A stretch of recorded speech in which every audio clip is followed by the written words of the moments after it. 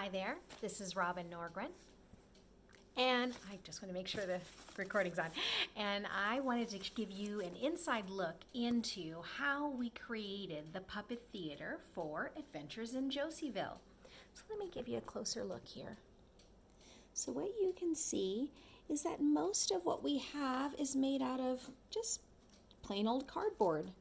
With the animals, we tried our best to just draw them on regular cardboard, but then these characters are simply paper dolls. So let me talk about how to make the paper dolls. They're actually super simple. You probably have random cardboard sitting around. What you can do is you can go onto the internet and you can print off, you see that? Print off these paper dolls. These are the ones that we're going to be showing in future episodes. And so I've been working with my daughter Josey on this because we're trying to come to a compromise. She loves being on TikTok, and I thought, well, I'd like to figure out TikTok as well. And so how we've decided to come to a compromise is she helps me create these videos that I can put onto YouTube and onto TikTok. And TikTok actually is really fun because you can put lots of different features inside your little 1-minute snippets. So it's kind of a cute idea. I have to admit, I didn't really like the idea at first, but it's turning out to be a lot of fun, especially during this time when we are home every day, just trying to not even survive, but just enjoy this time together because she's 14. She goes to high school next year, and I know how fast high school goes. I have 2 older sons who are gone, own families outside of the house, and they're taking care of those things, and we don't see them very much anymore. So anyway, so what I would have you do is just go ahead and find some really cute paper doll templates online. There's plenty of free ones available. Print them off, color them using markers or colored pencils or crayons, and then you just glue them onto cardboard.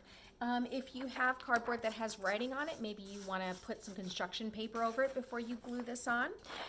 Either way works. And then what we do is we create a little stand by cutting a strip and then folding it like this, and then we attach it to the back. And they stand pretty well, as you can see in some of the videos, pretty well, but it does the trick.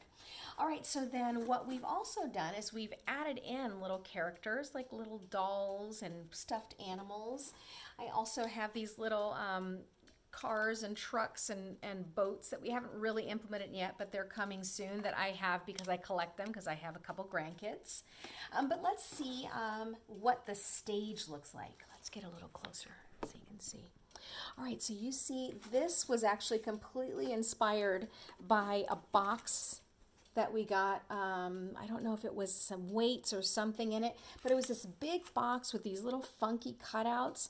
And so what we did is we used the background. We found an old book, and you could do this with newspaper as well. We glued that on the back. These little cutouts we painted with acrylic paint so it has the feel of like windows. This is actually a fun project that we found on, I believe it's called the Art Blog. So we created these last summer, and this was for our last series called Fly Me to the Moon. And yeah, we just painted some black down here just to give some interest and kind of break up the back to the floor. And yeah, so this is what we do every day, or almost every day. We come up with these ideas for different scripts, and then Josey is my camera person, and I do the talking, and we have our Joseyville Presents, a little ruler, and then we put our little storyline right here.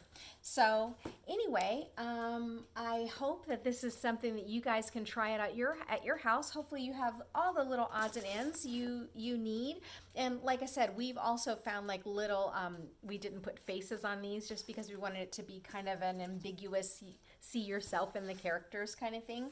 But we have really been loving this, and we hope to be able to provide lots of little puppet theater stories that maybe your kids can then take the story and create their own story with their own puppet theater.